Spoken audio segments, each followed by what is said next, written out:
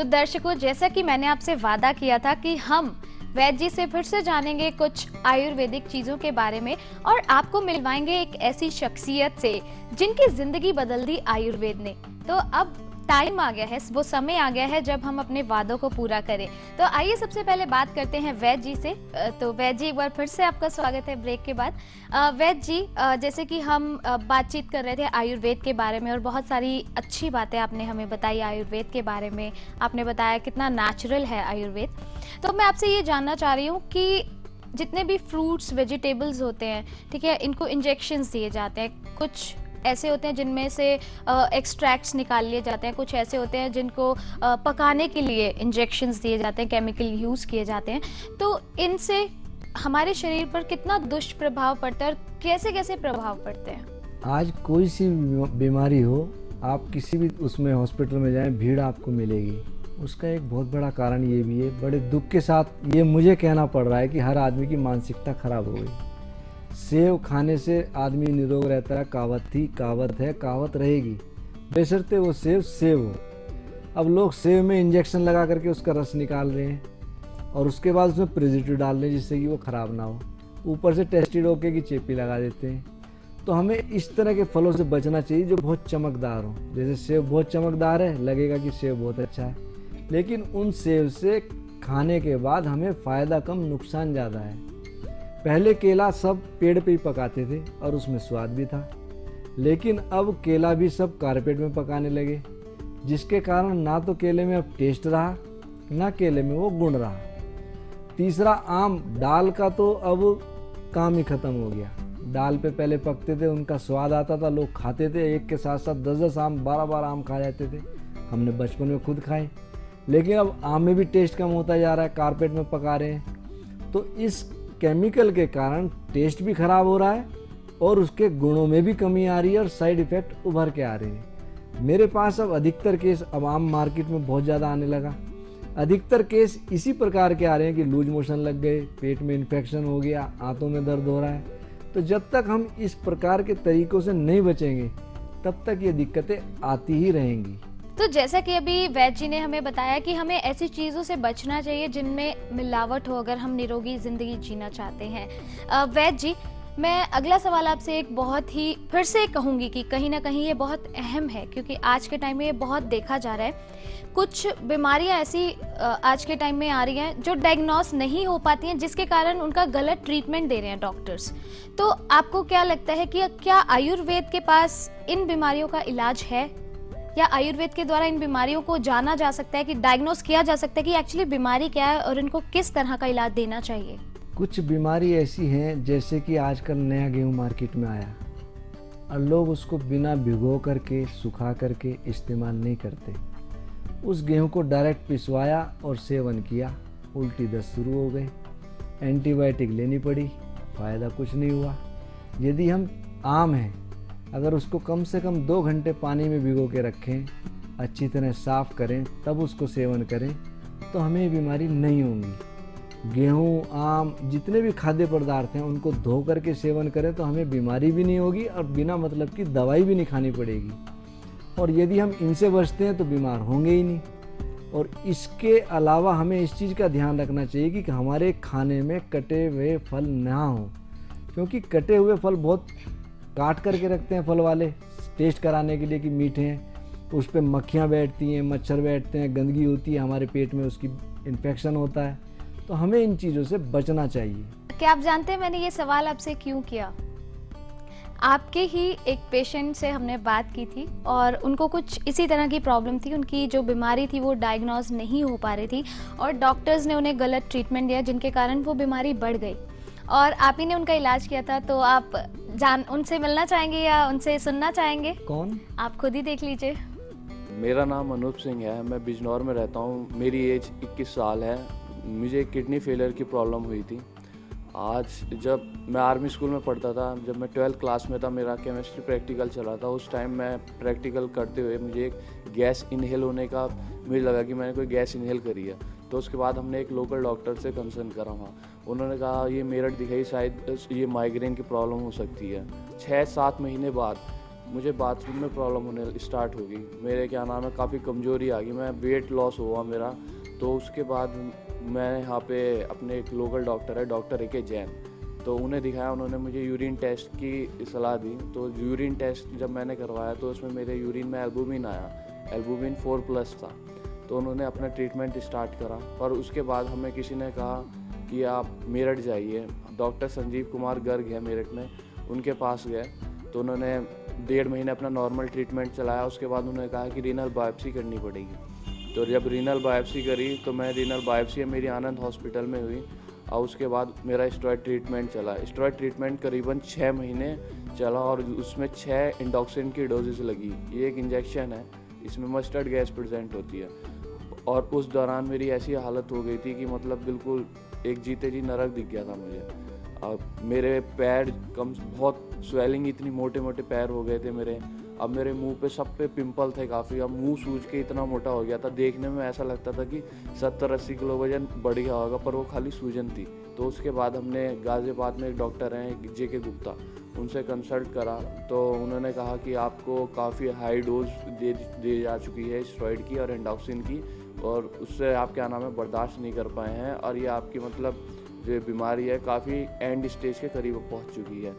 तो फिर उन्होंने क्या नाम है एम्स वाले डॉक्टर से कॉन्फ्रेंस करी, और कोई फॉरेन के डॉक्टर भी थे उनसे भी कॉन्फ्रेंस करी। तो कॉन्फ्रेंस करने के बाद उन्होंने ये पता करा कि काफ़ी ज़्यादा टॉक्सिसिटी बढ़ चुकी है बॉडी के अंदर, और कोई फर्दर स्टेरॉयड ट्रीटमेंट मतलब बर्दाश्त नहीं कर पाऊँगा मैं। तो फिर भी मैं एम्स गया। देखने के बाद उन्होंने कहा कि आपका ये कोई क्योर नहीं है, और जहाँ तक है आपको अभी नहीं तो 1-2 साल में ये किडनी ट्रांसप्लांट की ज़रूरत पड़ सकती है। कोई सही से कोई इतनी दवाई वगैरह नहीं दी। हाँ, काफ़ी पैसा लग चुका, काफ़ी परेशान हो गए हम। कभी इधर ले जाना, कभी उधर ले जाना, काफ़ी हर समय बिस्तर पर लेटा रहना। सारी पढ़ाई सब बेकार हो गई है, काफ़ी कमज़ोर हो गया था। उसके बाद फिर हमें किसी ने बताया, किसी से पता चला कि वैद्य जी के पास आप हरिद्वार लेकर जाना। फिर हम वैद्य जी के पास हरिद्वार लेकर गए, और तब से काफ़ी कुछ आराम मिला है मेरे बच्चे को। उन्होंने कहा कि 1 महीने में ही फ़र्क दिखने लगेगा, पर 1 महीने से पहले ही मुझे 15 दिन में फ़र्क दिखने लगा। मेरे मुंह की स्वेलिंग उतरने लगी, टांग जो मोटे हो रहे थे वो सब सही होने लगी, एडी की स्वेलिंग थी वो सही होने लगी, और मुंह पे जितने भी पिंपल्स थे वो सब सही हो गए। मेरे बैक पे भी पिंपल्स थे, पूरी बॉडी पे पिंपल्स थे, और मतलब जो हड्डियों में क्रैम्प था वो बिल्कुल सही होने लगा।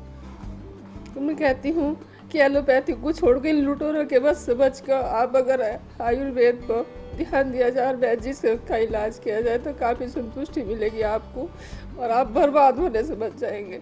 वैद्य दीपक कुमार जी मेरे लिए वरदान साबित हुए कि मुझे लग नहीं रहा था कि मतलब मैं नॉर्मल अपना दोबारा से रूटीन फॉलो कर पाऊँगा, पर काफ़ी मुझे आराम मिला है।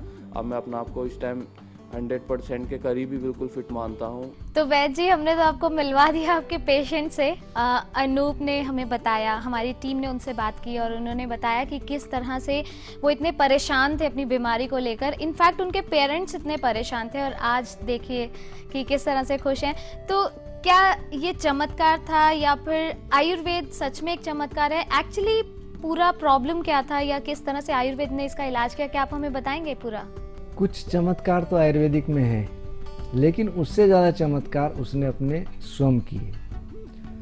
उसकी किडनी में थोड़ा इन्फेक्शन बढ़ा था, उसके कारण उसका रक्तदाब, ब्लड प्रेशर बहुत ज़्यादा बढ़ा रहता था। स्टेरॉइड्स उसकी 50 mg चल रही थी, तो मैंने उसको कहा कि आपने स्टेरॉइड्स एकदम बंद करने हैं। दूसरा, अपनी दिनचर्या को आपने चेंज करना है। सुबह 5 बजे आप उठो, घूम के आओ, तला हुआ बिल्कुल बंद करो, मिर्च मसाले कम से कम लो, और हरी सब्जियों का सेवन ज़्यादा करो। उस व्यक्ति ने दवा नियमित रूप से सेवन की, उसका ब्लड प्रेशर धीरे धीरे डाउन हुआ, और उसने परहेज पूर्ण रूपेण किया। उसने भी और उसकी मदर की, दोनों की तपस्या का ये फल है कि आज वो ठीक है। और मरीज ठीक होता है उसको तो खुशी होती है, लेकिन उसके आसपास जो लोग होते हैं उनको भी खुशी होती है। और मुझे भी इस बात की बहुत खुशी है कि आयुर्वेद के कारण आज वो आदमी बिल्कुल सही सलामत है। तो वैद्य जी, जैसा कि अभी आपने बताया कि उन्होंने बहुत सारे प्रिकॉशंस लिए, तो आयुर्वेद के जो ट्रीटमेंट्स होते हैं उनके साथ प्रिकॉशंस कितने ज़रूरी हैं? क्योंकि कहीं ना कहीं परहेज़ जो है वो एलोपैथी में भी लेने के लिए कहा जाता है, होम्योपैथी में भी, लेकिन आयुर्वेद में कितना ज़रूरी है परहेज़ करना? एलोपैथिक वाले परहेज़ बहुत कम बताते हैं, क्योंकि वो उनको नहीं मालूम कि किस चीज़ की क्या प्रकृति है। और हमारा ये सोचना है कि यदि हमें दही जमानी है तो पहले उस बर्तन को साफ़ करना ही पड़ेगा। अगर बर्तन साफ़ नहीं होगा तो दही नहीं जमेगी। और परहेज जो उसकी प्रकृति है, शरीर में लवण की मात्रा ज़्यादा है, ब्लड प्रेशर हाई है, तो नमक की मात्रा कम करनी, ये स्वाभाविक भी है, परहेज भी है और उसकी शरीर के अनुकूल भी है। अगर किसी के शरीर में अम्ल की मात्रा ज़्यादा है तो उसको खट्टे, तीखे, मिर्च मसाले कम से कम लेने चाहिए, जिससे कि पित्त की मात्रा थोड़ी शांत हो। अगर किसी का शरीर बायला है, वात प्रकृति का है, तो वादी वाली चीज़ जैसे दही है, सिरका है, अरहर है, राजमा है, इन चीज़ों को अवॉइड करना चाहिए। यदि इन छोटी मोटी बीमारियों में वो खुद ही परहेज कर ले, जैसे किसी को वायु का दर्द हुआ, कोष्ठ शुद्धि करे, पेट साफ रखे और थोड़ा लहसुन का प्रयोग कर ले या हींग का प्रयोग कर ले, तो उसकी बीमारी अपने आप शांत हो जाएगी। दवाई तो काम करेगी, लेकिन दवाई से ज़्यादा काम उसको परहेज का काम करेगा। आज की भागदौड़ भरी ज़िंदगी में लोगों के पास उतना टाइम नहीं है कि वो परहेज़ कर सकें, क्योंकि रिस्पॉन्सिबिलिटीज़ इतनी बढ़ गई हैं और महंगाई बढ़ती जा रही है, तो लोग जो है वो सिर्फ पैसे के पीछे भाग रहे हैं। जैसे घर से बाहर रहना कुछ लोगों के लिए ज़रूरी होता है अपने काम के कारण, तो उस सिचुएशन में वो क्या कर सकता है? अगर उनको कुछ प्रॉब्लम है तो उस सिचुएशन में वो व्यक्ति क्या कर सकता है? क्योंकि उसके लिए परहेज़ करना, अगर वो अपने घर से दूर रह रहा है, तो संभव नहीं है। ऐसा नहीं है कि कोई आदमी बाहर रह रहा है तो परहेज नहीं कर सकता। हम भगवान की पूजा करते हैं, वस्त्र चढ़ाने होते हैं, वस्त्र नहीं चढ़ा पाते, कलावा में काम चलाते हैं, तो उनमें से वो चीज़ हमें देखनी चाहिए कि क्या चीज़ उसके प्रतिकूल कम से कम है। और यदि हम उन चीज़ों का सेवन करें, अब हम ये सोचें कि खाली दवाई से हम ठीक हो जाएं, संभव नहीं। दवाई के साथ साथ हमें थोड़ा शरीर को ध्यान रखते हुए, थोड़ा कष्ट उठाते हुए ये काम तो करना ही पड़ेगा। नहीं तो दवाई बहुत कुछ है, सब कुछ नहीं है। दवाई से काम तो होगा, लेकिन शरीर का नुकसान, इम्यून सिस्टम डाउन होगा। और हम यदि परहेज से अपने आप को ठीक कर सकते हैं, इससे अच्छी कोई बात नहीं है। तो वैजी, जैसा कि आपने हमारे दर्शकों को बताया, मुझे बताया कि अगर हमें कोई बीमारी है, हम कोई दवा ले रहे हैं, तो उसके साथ साथ परहेज बहुत ज़रूरी है। तो कहीं ना कहीं ऐसा माना जाता है कि जो एलोपैथी है वो बीमारी को जड़ से नहीं मिटाती है और आयुर्वेद है वो बीमारी को जड़ से मिटा देती है। इसमें कितनी सच्चाई है? मैं इतना ही कहूँगा, मैं क्या, सब दुनिया यही कहती है कि आयुर्वेद क्योर करता है और एलोपैथिक प्रिवेंट करता है। और आयुर्वेदिक क्योर करने के बाद उसके साथ कोई और बीमारी डेवलप नहीं होती। एलोपैथिक में क्योर हो ना हो, दूसरी बीमारी बनेगी जरूर। तो दर्शकों, आज आपने आरोग्य के इस कार्यक्रम में जाना कि किस तरह से आयुर्वेद हमारी जिंदगी का एक बहुत अहम हिस्सा है। हमने आपको मिलवाया अनूप से, जिनकी जिंदगी बदल दी आयुर्वेद ने। अगर आप भी किसी समस्या का समाधान चाहते हैं और वैद्य जी से बात करना चाहते हैं, तो आप स्क्रीन पे दिए गए नंबर्स पर कॉल कर सकते हैं। और हमारा पता है